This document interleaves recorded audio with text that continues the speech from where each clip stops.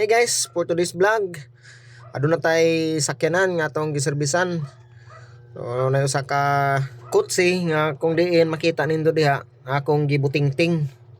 So nag-ablita. Bali ang sitwasyon, nabili ng susi gyapon sa ilalim sa sakyanan. Unya nagpatabang o nagparespondihan tag-iya ani para maabrihan kay agahapon ra daw ni nabili ng susi sa ilalim. So mao ning paablihan sa ato kay para magamit. So salamat tuod no sa walang sawan yung suporta o pagtangkilik sa atong mga daily vlog. So kung wala mo, wala pud ko. Ano sa makanunayon, pirmi lang gid ko nangayo o pagpasalamat sa inyo kay wala ko lain igbalos karon kundi ang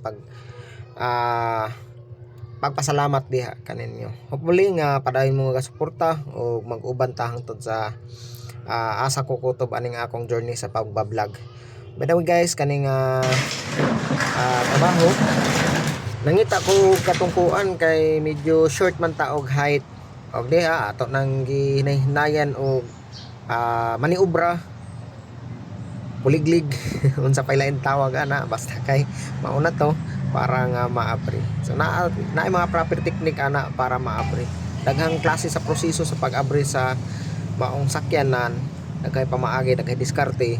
Pero ang pinaka-importante diha kung asa ka satisfy, kung asa ka hiyang sa pagtrabaho. So diha na part abri na siya.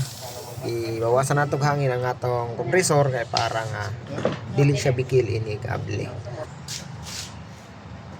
So, you know, abli na. O diba?